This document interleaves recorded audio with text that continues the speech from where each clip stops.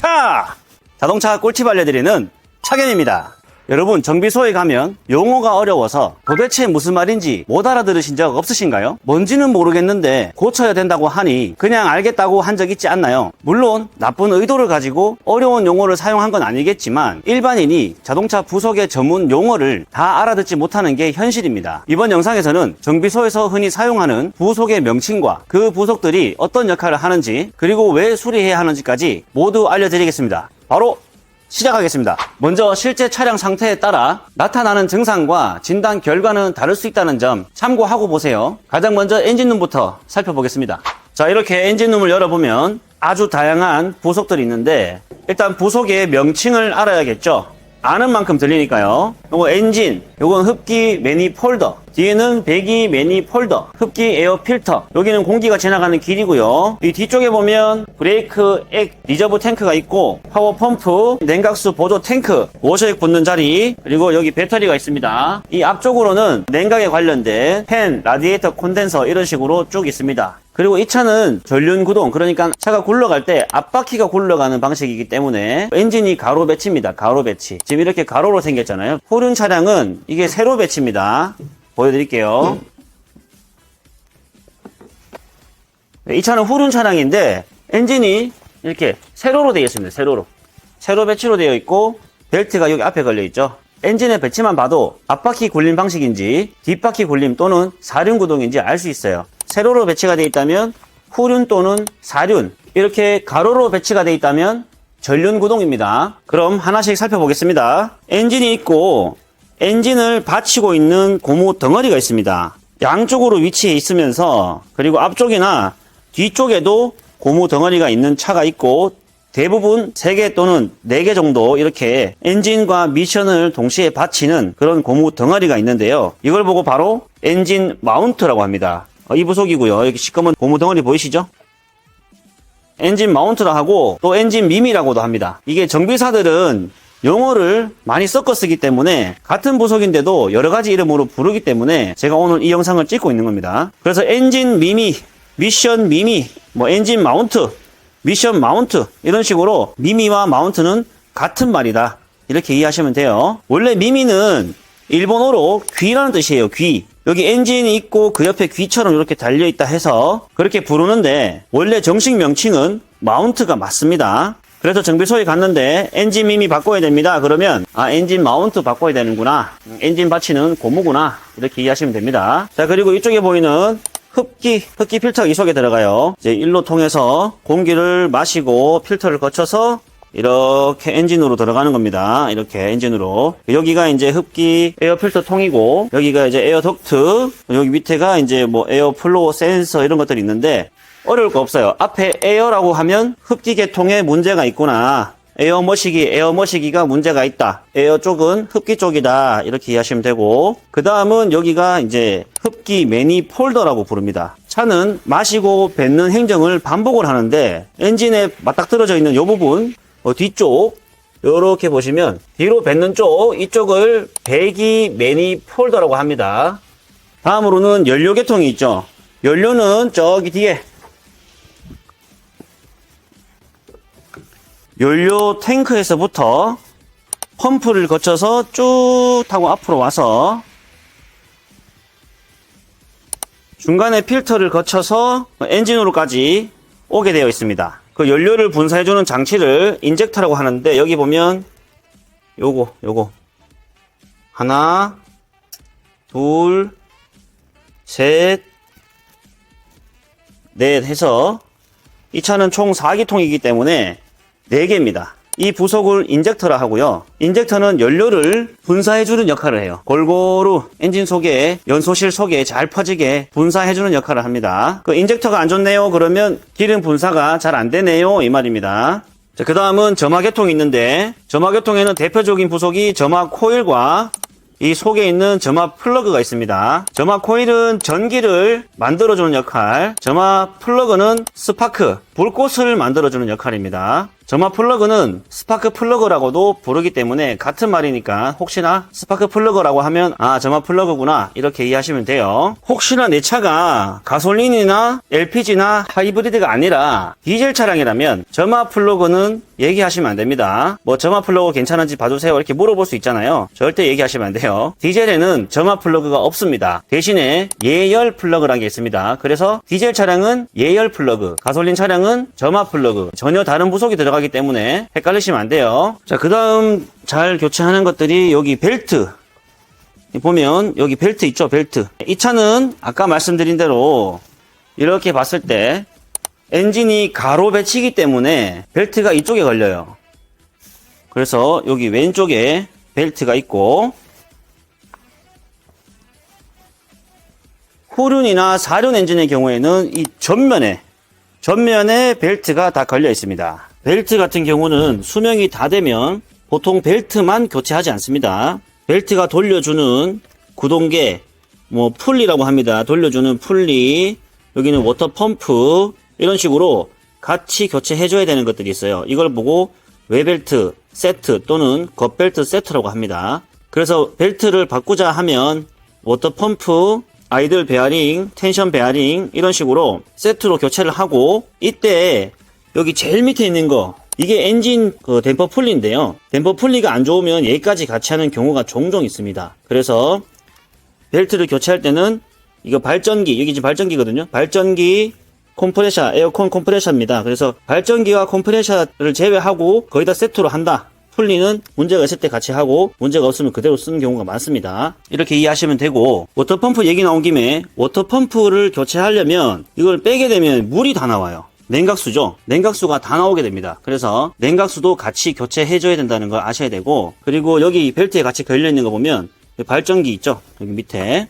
이게 발전기인데 이 발전기의 이름이 되게 다양해요. 발전기라고도 하고 알터네이터라고도 하고 제네레이터라고도 하고, 어르신들은 제네레다 뭐 이런 식으로도 부릅니다. 다 같은 말이기 때문에 발전기, 제네레이터, 알터네이터 정비사가 얘기를 하면 아, 전기 공급이 안 되고 있구나, 충전이 불량이구나 이렇게 이해하시면 됩니다. 에어컨이 고장나면 교체해줘야 되는 부속이 에어컨 컴프레셔. 그리고 컴프레셔가 정상인데 에어컨이 안 나온다 그러면 에어컨 가스를 넣어야 되고, 가스도 문제가 없으면 에어컨 콘덴서라는 또 부속이 있어요. 여기 보면 앞쪽인데 이 전방에 냉각 관련된 부속이 여기 다 있어요. 냉각수 보조 탱크라고 합니다. 여기 냉각수가 들어가 있죠.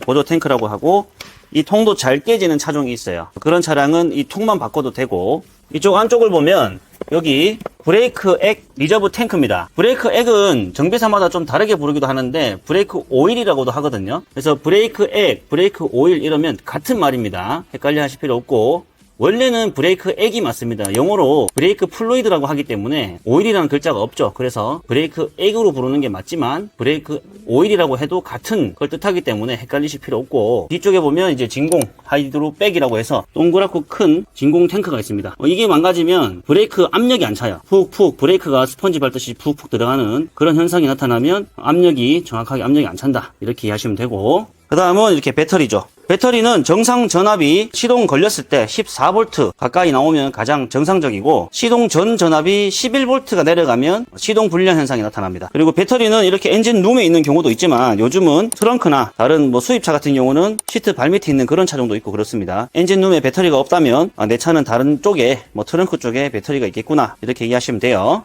그리고 차량의 전면부에는 냉각 관련된 부속들이 다 모여 있는데, 여기가 이제 선풍기처럼 바람을 만들어주는 냉각 팬이 있고, 그리고 라디에이터가 있고 콘덴서가 있습니다. 냉각 팬은 프로펠러를, 날개를 돌려서 뜨거운 걸 식혀주는 역할을 하는 것이고, 그 다음 라디에이터는 냉각수 있죠, 냉각수. 이 엔진으로 들어갔다가 이렇게 돌고 이렇게 도는 거예요. 이 뜨거워진 물을 이렇게 와서 식히고 다시 들어가고, 뜨거워진 물을 다시 라디에이터로 와서 다시 엔진으로 들어가고, 이걸 반복하는데 여기 식혀주는 역할, 물을 식혀주는 역할을 하는 게 바로 라디에이터라고 합니다. 또 그 앞에 보면 에어컨 콘덴서라는 게 있어요. 에어컨이 안 시원해서 갔는데 콘덴서가 터졌네요 라고 하면 전방에 있는 여기 부속이 망가졌다 이렇게 이해하시면 돼요. 냉각 관련된 부속들은 다 전면에 있습니다. 왜? 이 앞에서 바람이 불잖아요, 달릴 때. 주행풍을 맞아서 자연 냉각을 시킬 수 있도록 부속이 딱 그렇게 들어가 있고, 이 안쪽을 자세히 보시면 이렇게 촘촘하게 코일처럼 생겼어요. 냉각 핀이 촘촘하게 보이죠. 이렇게 생긴 게 다 냉각 관련된 부속이다, 이렇게 이해하시면 돼요.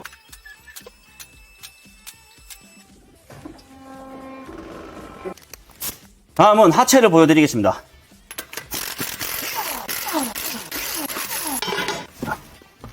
자, 이렇게 바퀴를 풀어보면 가장 먼저 보이는 게 이렇게 큼직하게 가운데 딱 자리 잡고 있는 게 바로 쇼바입니다. 쇼바는 다른 이름으로 댐퍼라고 합니다. 같은 말입니다. 이 안에 오일과 가스가 들어가고 스프링의 그 출렁출렁하는 충격을 쇼바가, 댐퍼가 흡수를 해주면서 잡아주는 거예요. 그 위에 이렇게 스프링이 자리하고, 또 이 위로 올라가면 이 상단에, 여길 보고 쇼바 마운트라고 합니다. 쇼바 최상단에 있는 게 쇼바 마운트다, 이렇게 이해하시면 되고, 자, 그리고 보이는 게 브레이크 디스크, 이게 브레이크 캘리퍼, 이 속에 들어가는 게 이제 브레이크 패드 또는 라이닝이라고 합니다. 패드, 라이닝 같은 말이고요. 그리고는 이 다양한 하체 부속들이 있는데, 무슨 암 이러면 다 하체 부속입니다. 로우암, 어퍼암, 텐션암, 어시스트암, 트레일링암 등등등 아주 다양하게 있고, 이렇게 무슨 암 이러면 대부분 다 하체 부속입니다. 그래서 차마다 하체 형상이 조금씩 다 다릅니다. 수입차, 국산차 중에서도 갈라지고 수입차 중에서도 갈라지고 이러기 때문에 무슨 암이 망가졌어요. 그러면 아, 하체 어딘가 망가졌구나, 이렇게 이해하시면 됩니다. 그리고 하체에 보면 이제 가장 대표적인 부속이 하나 있는데 이겁니다. 여기 까만색 바 같은 거 보이죠? 이게 반대편까지 그대로 연결되어 있어요. 이걸 보고 이제 스테빌라이저라고 하는데, 스테빌라이저는 이름이 여러 개입니다. 활대라고도 부르고 스웨이 바라고도 부르고 안티롤 바라고도 부릅니다. 그래서 안티롤 바, 스웨이 바, 스테빌라이저, 활대 이렇게 부르는 게 다 같은 이름이에요. 그래서 이름에서도 알 수 있듯이 안티롤,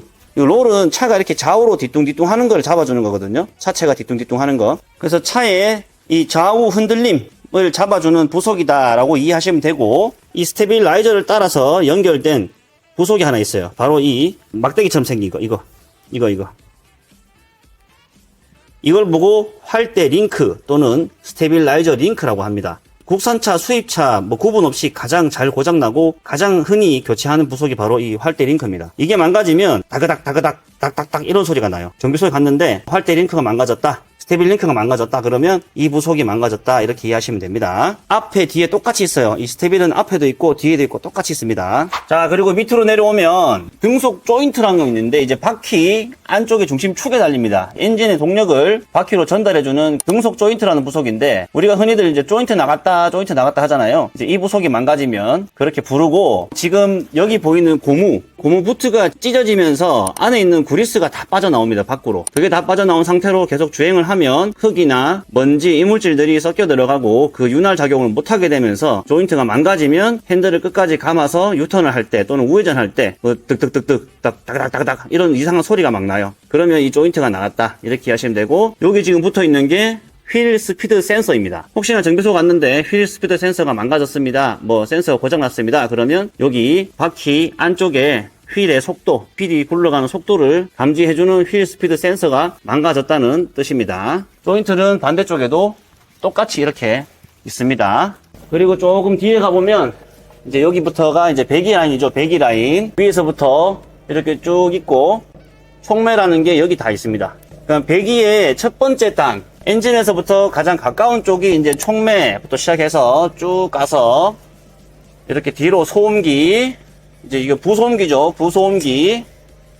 그리고 쭉 따라 들어가면 이제 마지막 끝단에는 이제 마지막 소음기가 있고, 흔히들 소음기 또는 머플러, 마우라 이러면 다 이쪽 배기 계통이고, 여기 잘 보면 배기 라인 옆에 무슨 작은 센서 같은 게 하나 달려 있어요. 얘가 바로 산소 센서입니다. 정비소에 갔는데 산소 센서가 망가졌네요. 산소 센서가 제 역할을 못합니다. 그러면 아, 여기 배기에 있는 센서가 제대로 감지를 못하구나, 또는 배기 가스가 정상적이지 않구나, 이렇게 이해하시면 돼요. 방금 제가 보여드린 차량은 전륜이고, 그 다음은 이제 후륜 차량 밑에 하부 보여드릴게요. 자, 후륜 차량도 마찬가지로 하부에 배기 시스템이 있고, 전륜하고 좀 다른 게 뭐냐면 여기 뒤쪽으로 와보면 바로 이 디퍼런셜 기어가 있습니다. 이게 어디서부터 오냐면 이 앞에 엔진에서부터 뒤로 쭉 타고 들어와서 이 드라이브 샤프트 보이죠? 요거 드라이버 샤프트를 타고 이 기어박스까지 오는 거예요. 그리고 양쪽 바퀴로, 뒷바퀴로 힘을 전달해 줍니다.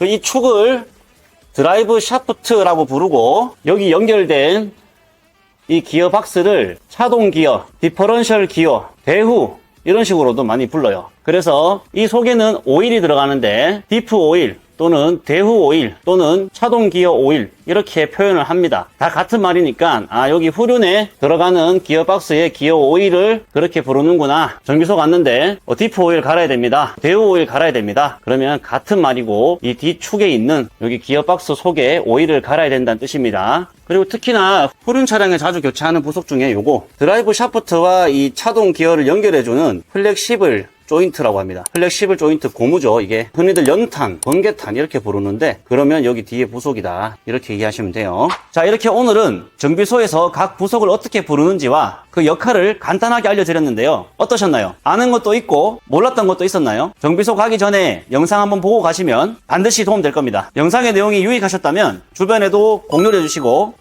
구독, 좋아요는 영상 제작에 큰 힘이 됩니다. 저는 더 좋은 내용을 찾아서 다시 오겠습니다. 감사합니다.